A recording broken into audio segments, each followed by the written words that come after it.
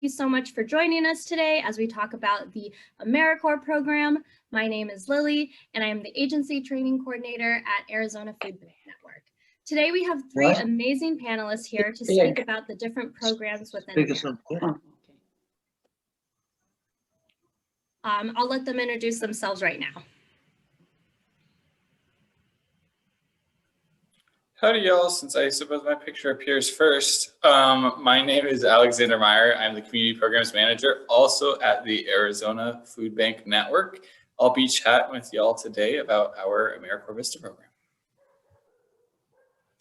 Hi, good morning, everyone. Thank you for having me today. I am Emily Litchfield. I'm the Director of AmeriCorps and Volunteerism Initiatives with the Governor's Office of Youth, Faith, and Family, and I will be covering AmeriCorps state and national programs today. Good morning, everyone. My name is Deidre Crawley, and I am the RSVP Program Coordinator Program Manager at the NEU Center for Service and Volunteerism. And my dog is barking, and that's nothing I can do about that. But I'll be talking about how to connect with volunteers who are 55 and older and how they can help your programs. Thank you. Great. Thank you so much for being here today. Just a quick note, there will be time at the end for Q&A, but please feel free to use the chat button at any point to plug in questions. We will jot those questions down and answer them at the end. This video will be recorded and will be sent to you all afterwards. And finally, we ask that you keep your microphones muted as a courtesy to everyone that is speaking. Now, without further ado, Emily, I think you're first. Go ahead and take it over. Sure. If you want to go ahead and hit that next slide. Perfect. I want to start with just an overview of AmeriCorps. So first, the AmeriCorps, the federal agency, their mission is to improve lives, strengthen communities, and foster civic engagement through service and volunteerism. And there's a variety of programs that they offer, and each of us will cover the different nuances and some of the ways that each can benefit your specific project. So the programs that NCCC and the AmeriCorps State and National all cover a little bit about, and then Vista, as Alex mentioned, or Alexander mentioned, he'll be going over Vista, and Deidre, the AmeriCorps Seniors program. The Governor's Office of Youth, Faith, and Family administers the AmeriCorps state and national program funds here in the state of Arizona. We provide all the training and technical assistance, compliance monitoring, et cetera, and support for these programs to be in the state doing what they do best. Our mission is to develop and implement program strategies and initiatives to strengthen the continuum of services in communities through partnerships with a variety of organizations, community, faith-based, public, and tribal partners. Next slide, please. Thank you. So the AmeriCorps NCCC, that stands for the National Civilian Community Corps. It was established in 1933 as the Civilian Conservation Corps, and over the years has kind of evolved as far as who's managing the funding and what the projects look like. Our NCCC members, they come into the state, so they work on a regional basis, and the mountain region includes New Mexico, Colorado, Utah, Arizona, obviously. And these members come into a community for short-term projects, 6 to 12-week projects. It's a team of 10 to 14 members, and those members serve full-time. So if you have a project-based need where you need a lot of members for a short period of time, this might be a great partnership. Some examples include working on trails and in national parks. We have members come in and work with school districts or community-based organizations for short-term summer programs to keep kids engaged, etc. So again, it's an intensive short-term project. These members travel around the region as a cohort. The sponsor is responsible for providing the housing for the members while they are serving. We have seen churches donate space, community space, and we'll put up sheets and lines and create little rooms for each of the members to have a cot, etc. So it doesn't have to be super fancy or anything like that.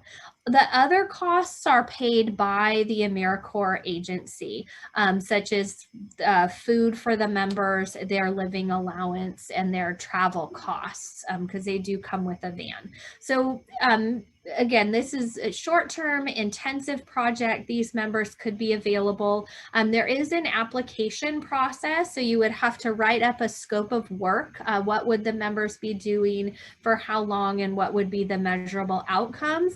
And our office is more than happy to help you write up that scope of work and to think through the project. I've included a how to apply button here, but you can also reach out to me directly and I can help you talk through that project. And my contact information will be at the end of the presentation.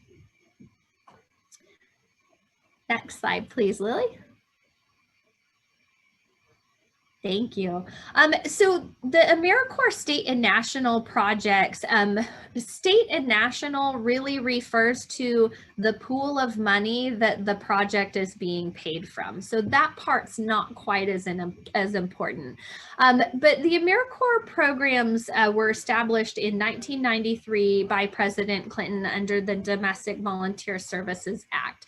And then there's been a few other acts that after Serve America Act, etc., that came along to help with, I'm sorry, I'm going to turn that down, with additional rules and regulations and supports and that kind of thing. These members perform direct service activities in community. And I say that because the Vista, which Alexander will talk a little bit about, is a little bit more capacity building, and so we'll differentiate there. But the direct service project activities, this could be meeting individually with folks for tutoring and mentoring. We have some projects that are focused on job skills training. The members could be doing food distribution, packing boxes, those kind of things at the food bank. So there's a lot of variety here with the state and national members to really be able to tailor it to what your organization needs the most. The members themselves need to be at least 17 years of age. So on occasion, we'll have projects who will really target like high school seniors for service in their local community. The AmeriCorps members do receive some benefits, including a living allowance, an education award at the end of their term of service, and our full-time members qualify for health care and possibly childcare while they are serving. The chart on the side here talks about the full-time, half-time, etc., quarter time.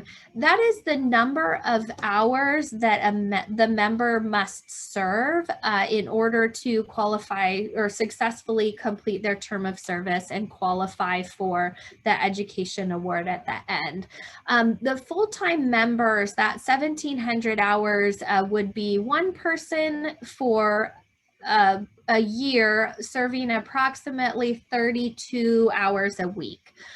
Some of the shorter term positions, like our quarter time position, could be a member serving the full year for about 15 hours a week. It could also be a member serving more hours per week for a shorter amount of time. So there's a lot of variety. How many months do we need people serving? How many hours per week? Again, to really tailor it to what your organizational needs are based on the project.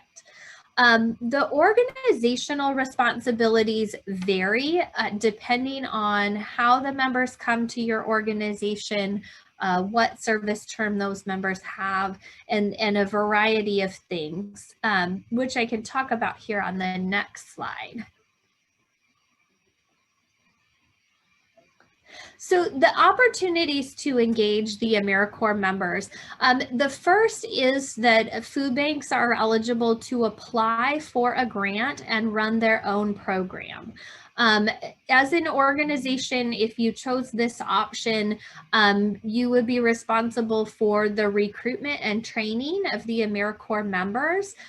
There is funding that comes along with this, with which you could pay the AmeriCorps living allowance. There may be some funding, depending on what the living allowance looks like, for costs and some other things. So that's one option. It is a higher workload, but you also have more control over the number of members, how many hours they're serving, what position types look like, and those kind of things. The second option is to partner with an existing program for ongoing members.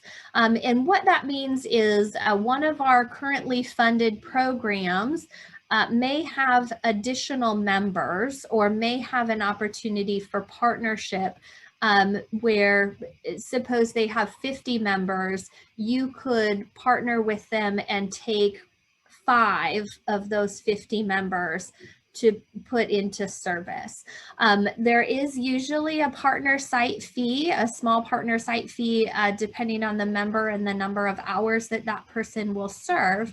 However, the existing program would take on a lot of the responsibilities for the fiscal oversight and administrative oversight. They would take the lead on recruiting and training AmeriCorps members and that kind of thing. So there is still cost to having members with your organization in that respect, but the trade-off is not having to do all of the administrative and fiscal activities if you had your own grant. The next opportunity for partnership could be for one-time or episodic projects. Our programs really focus on 2 main days of service per year. That's the 9/11 Day of Service and Remembrance and MLK Day. Some projects will also develop, or some programs will also develop service projects around Cesar Chavez Day, around Veterans Day, and some, or just plan on having something once a quarter for AmeriCorps members to participate in. So if you are in need of one-time or episodic volunteers, that could be a good partnership for you. And to my knowledge, there's not any support costs that go along with that.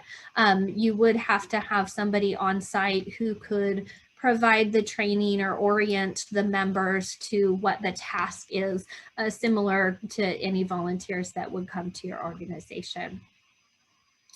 And my contact information is here, elitchfield@az.gov.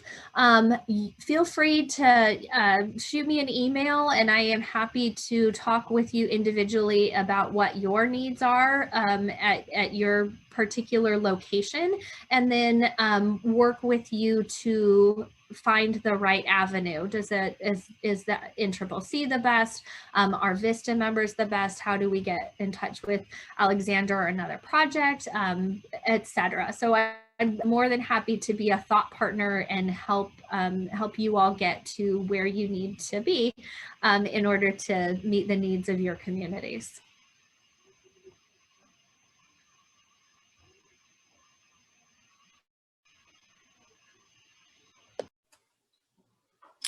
Awesome. I suppose it's on over to me then. Thank you, Emily. I appreciate all the background you provided, so I don't need to. Before I jump in, I am going to highlight something that I'm very envious of. So for those of you who didn't notice, in our professional photos, Emily was in front of a cactus and Deidre had a wonderful pumpkin. I had no produce nor plant life in my picture. And Emily comes today. Emily, I love your earrings. You have their little saguaro earrings, and she was in front of a saguaro in her picture. Great planning there. Anyway, so I will be talking to y'all about the AmeriCorps Vista program, and specifically the Arizona Food Bank's AmeriCorps Vista program. I won't go into anything about AmeriCorps because thankfully Emily already provided that. So again, my name's Alexander. One of the community programs that I manage is our AmeriCorps Vista program. So what is Vista? It is an acronym that stands for Volunteers in Service to America. So Volunteers in Service to America, or VISTAs as we call them, work to end poverty, empower communities, build capacity. Really, it's all about ending poverty in some way. All of their activities are centered around that. So AmeriCorps Vista hires Vista members, or again, VISTAs as we call them, that earn a living stipend and other basic benefits to cover their very basic costs of living. So the living stipend is actually set by the poverty rate, so it is very low, and it is done that way so that they can better empathize with those that their projects are serving. So that way they're earning a wage and benefits that are similar to those of the projects at the food bank or food pantry, and who you are serving outside of the food bank and food pantry, your clients. The Vista would be earning a very similar, benefits, wages, etc. All those benefits and wages are paid by AmeriCorps, not the host site. So I think that is a common theme here. So you all are not in charge, would not be in charge of actually shelling out the cash on a biweekly basis. AmeriCorps takes care of all of that.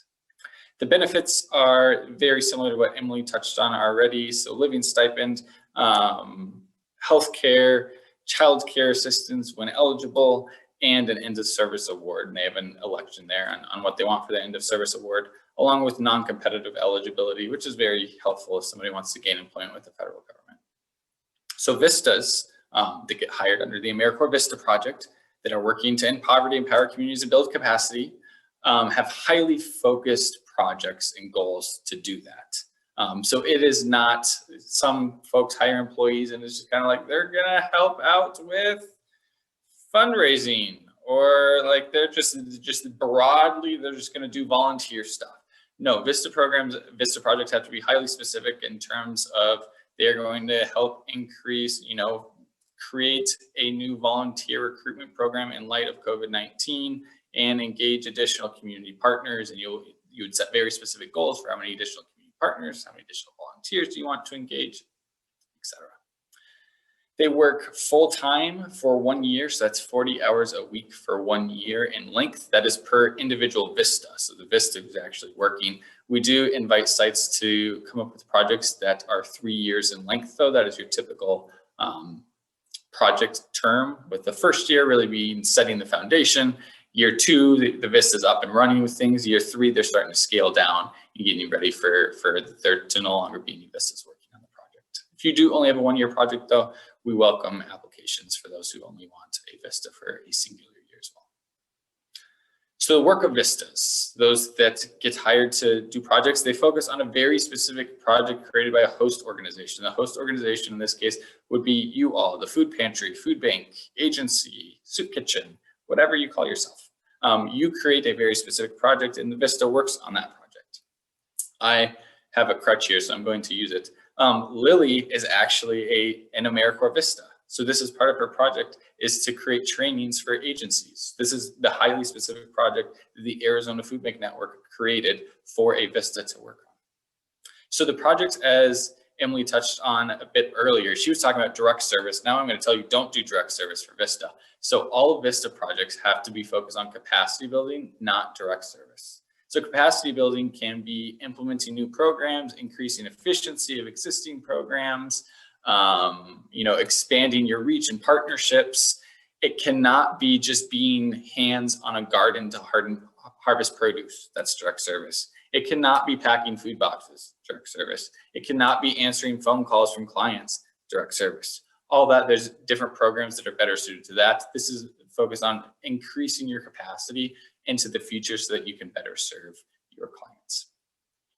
Because we are the Arizona Food Bank Network, all of our projects that come under our program do need to be focused on combating food insecurity.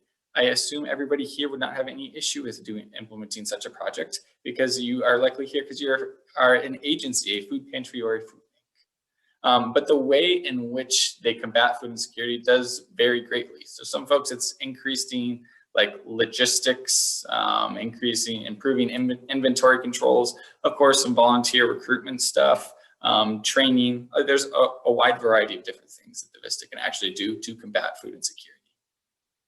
They typically work in person, though right now there are certain waivers in effect because of COVID that allows them to work temporarily online. That's really set by the host sites of do they, would the host site prefer they work in person or online. Skills of Vista, there's some basic requirements, 18 plus, US citizen or national, other very basic things. But in general, the qualifications are set by the host sites. So again, you all would decide, do you want them to have a college degree? Do you require they have years of experience in certain sectors? Do you require they have different abilities or characteristics? That's all completely up to the host site and the project that you all would have them working on. Next slide, please. So now hopefully everybody here and everybody that will eventually see this is thinking, all right, like maybe I'm interested in Vista. So this is, I'll lay it all out for you, plain and clear. This is what would be required from you as a host site in order to host a Vista. So obviously project and personnel supervision, just like you would any other employee, and a bit above and beyond. And this will be a common theme here as I go through these bullet points. Vistas are living, except to live on a poverty wage, to work on a project to combat poverty in your community with your organization. That is a sacrifice on their part. And so we request that host sites make a sacrifice on their part to give increased attention, wraparound services to the Vista so that the Vista can be successful, of course, during their year, but then into their future career as well.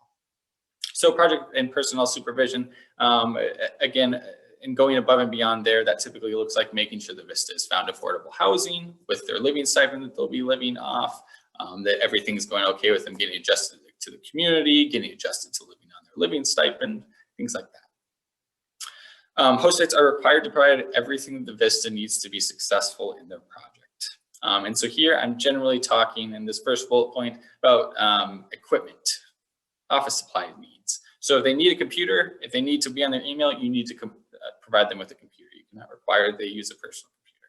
If they need a phone, provide them with a phone. If they need a notebook, you got to provide them with notebooks, et cetera, et cetera.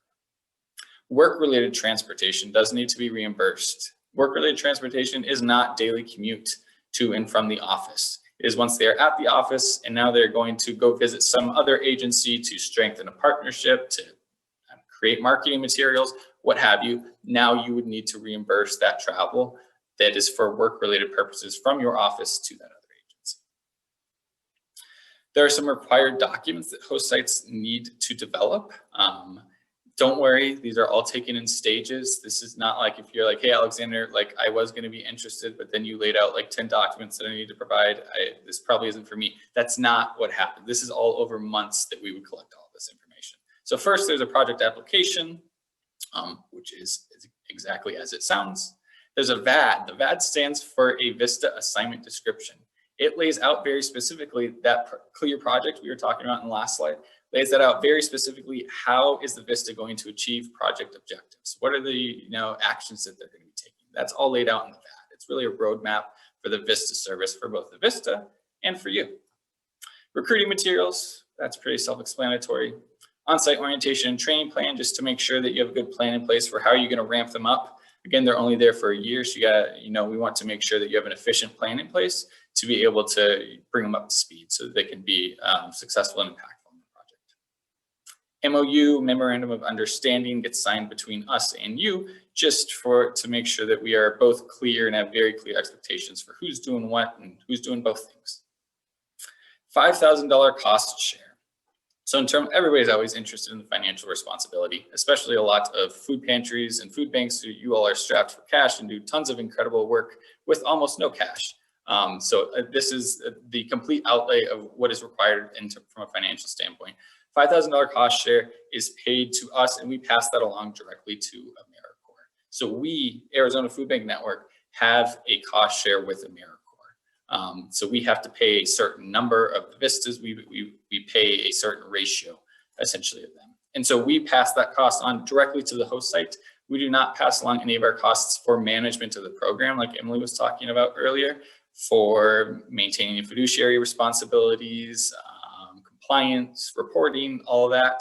My time, host sites do not pay for any of that. So we actually provide our AmeriCorps Vista program to food banks and agencies as a thank you, as a way to increase your capacity.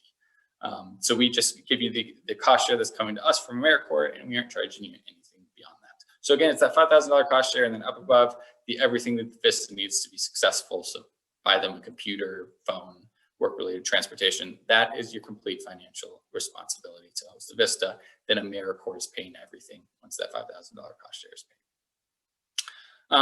We also request that host sites have a increased focus on professional development. Vistas do come from all walks of life, so we receive plenty of early career folks, but also lots of mid-career and end-of-career people as well.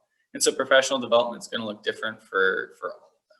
And so we request, again, with recognition that a Vista is accepted to live on a poverty wage for a year to combat poverty in your community with you, that you focus on their professional development so that they're able to leave their year of service and go on to obtain whatever career that they want to. Sometimes that's not a career. Maybe it's just they want to be better tied into the community. So then you help them do that too. So how to apply? You can email me. That is my email right there.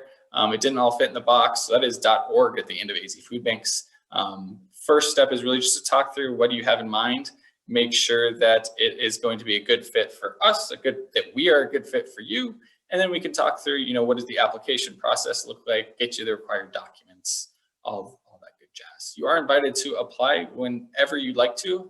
If we can't actively get you in, we do have a waiting list. So we are a first come, first serve organization. So you are highly encouraged to get your name in there earlier. So that way you are higher up on the waiting list for whenever slots do become available to you. That is it for my blabbering. I think we're going to have some questions at the end, and I will kick it along to my colleague Deidre to talk a bit about her program that she manages.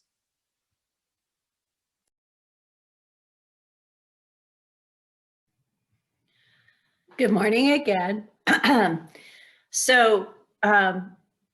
What we talk about in our particular senior program are our three pillars of our community, which are wellness, education, and communication. These are intentionally broad when we're asking for volunteers who are 55 and older. These are our AmeriCorps seniors. Specifically, the program is called RSVP. They do not cost the agency that has them involved anything. And they don't cost us anything. So it's kind of nice. You can have a volunteer who is very low cost. They're there to help provide opportunities to expand your capacity. In this case, like Alexander said, for food security.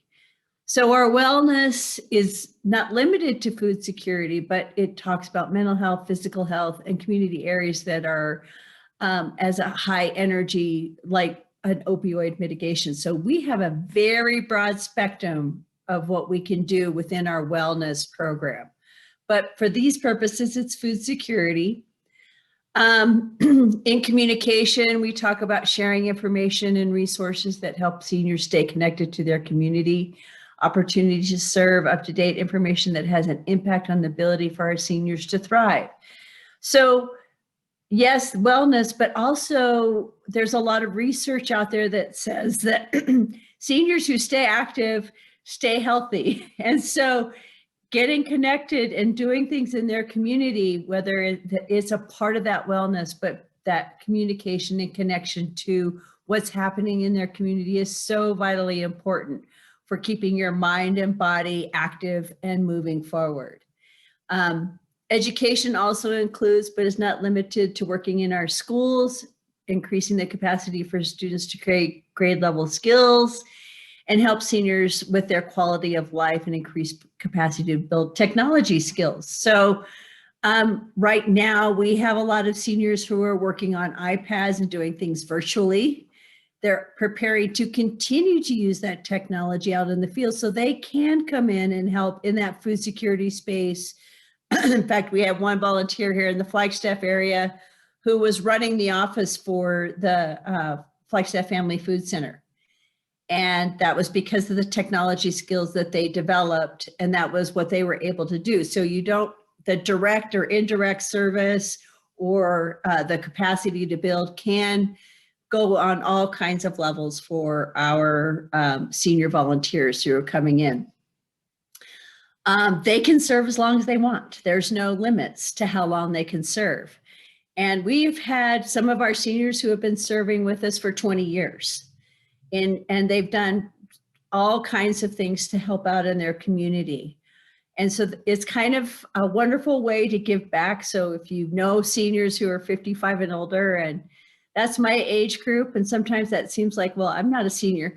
And so watch out, because a lot of us boomers don't like to be known as seniors, but we're there and we're working hard. And so just understand that they're ready to give back. The big thing sometimes is that you have to be flexible with time. If they're going to go somewhere, if they're going to go visit the grandkids, you know, there may be some time frames where they might not be able to help out. But right now, they're anxious to get back in there and get dirty and make a difference. And so there's a lot of clamoring to do this in the senior community. Next slide.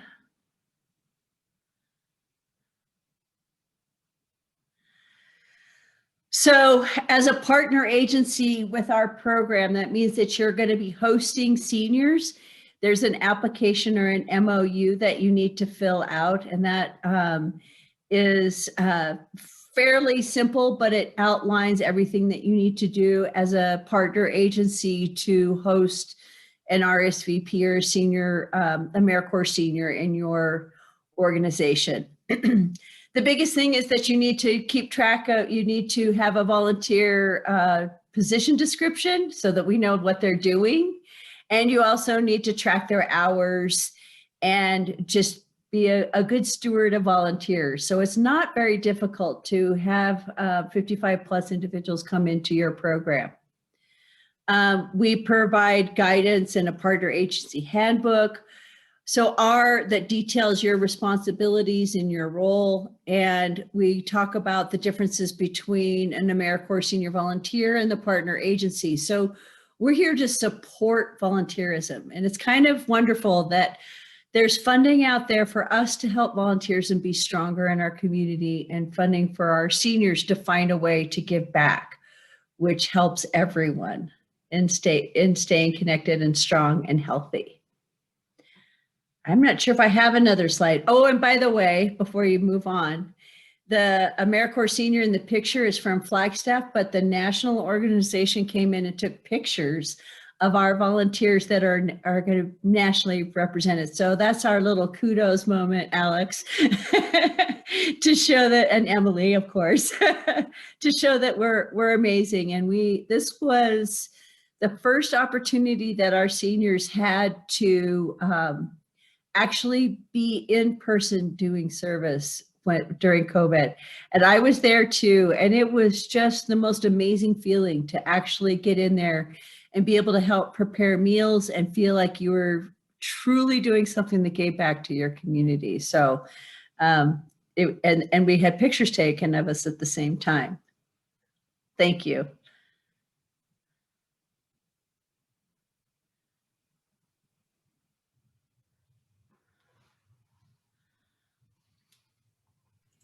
Okay, so now are there any other questions? First of all, thank you so much to our panelists. This was great information. But now we'll leave it up to the audience if there's any questions. I'll make a comment while we're waiting for questions to come in. Something that just occurred to me. As we were just talking about AmeriCorps' senior program within Flagstaff Family Food Center, we also have a Vista at Flagstaff Family Food Center. So that is just to highlight that don't feel like, oh my gosh, like I got to decide where am I going? Like I'm sticking here, and then you're just like siloed within that bucket. That's not at all true. Some organizations like Flagstaff Family Food Center do take advantage of various AmeriCorps programs for the different positions that they have. I have a question. Penny Place has a question. Yeah, go for it, Penny. It's my husband, Barry. Okay, we have a food bank that receives food from United Food Bank in, Nice. yeah, here. Let me start that. Okay. And we are only open 2 times a month. We have a receiving on Monday, distribution on Tuesday, and that's at the fourth and the second and fourth Monday and Tuesday. We have a few scattered other things we do during the month, but usually just Penny and I can handle it. Right now we have some National Guard supporting us because we receive, well, last time we received 10 pallets of food to distribute, truck pallets, and we're getting pretty old. So I mean, you know, we haven't broken anybody yet, but you know. And since the pandemic, we've been in the parking lot. So we're looking to the summer, and we're concerned, we think we'll soon lose our National Guard support. And we're looking for volunteers that could come in and support us. Otherwise, we might have to close for the summer. We don't know. Yeah, we have about 12 volunteers, but they're not as, you know, physically capable as the younger National Guard. So we would be looking for, but it wouldn't be something where, you know, we have to pay a salary or anything. It has to be pretty much pure volunteer. We don't pay anybody. We're 100% volunteer support. Nobody's on salary. No, but nobody.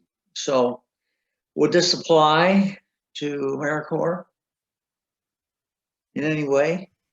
What area are you located in?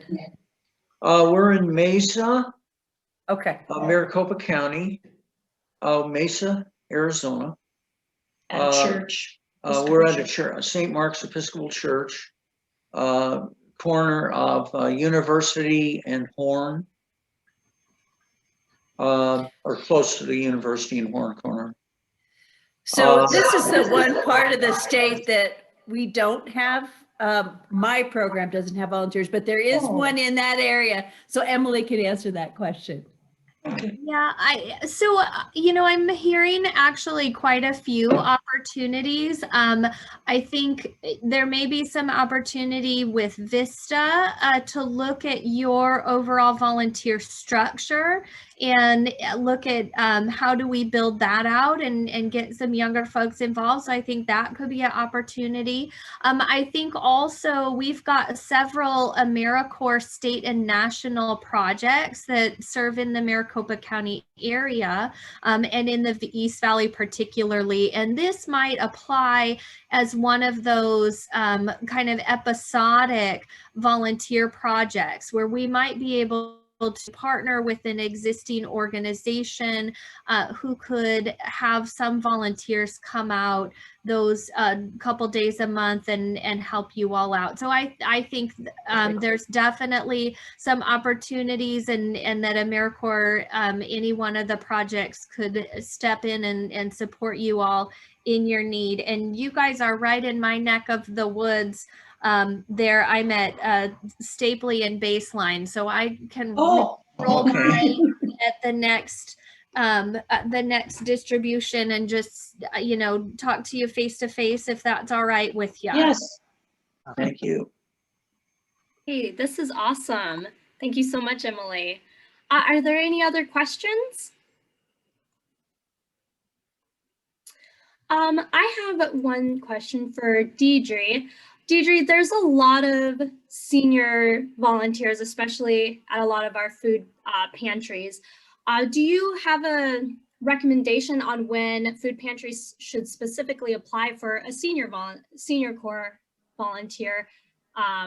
And if maybe they should go through an organization like yourselves or go on their own? What is your opinion and take on that? I believe that they could contact our agency, and even if we're not in their particular area, we have a lot of connections where we can connect them. Both Emily and I can do that. We do not have a specific time frame for becoming a partner agency. It's all year round. Don't call me at 1 o'clock in the morning, I won't answer. But other than that, just get in touch with our agency and we can help connect you with what the needs are. And Emily, great idea about the, excuse me, episodic for our AmeriCorps members, because they do need those kinds of projects. So that was great, fantastic. So, but no, there's no time frame, just whenever you need it and ask the questions and we'll connect you. And Lily, if I can follow up, I think with the AmeriCorps seniors, the one thing that I think that you really get, as opposed to recruiting general community volunteers, is that additional support of the NAU Center for Service and Volunteerism. They provide a little bit of extra training and nurturing to your organization, as well as to the volunteers. And so you're not just getting the RSVP volunteer, but you're also learning some tips and tricks on fantastic volunteer management and volunteer retention.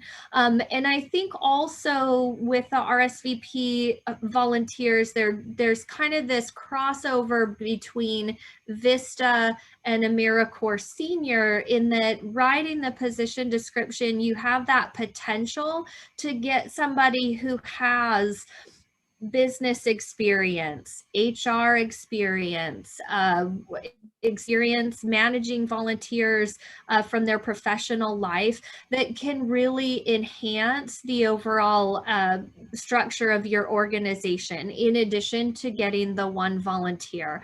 So that's the plug that I always make for the AmeriCorps seniors, as well as you're not just getting hands on deck, but you're getting the support of the organization, as well as the potential for that volunteer that has a little bit extra knowledge and is ready to use it to help your organizational from an administrative perspective.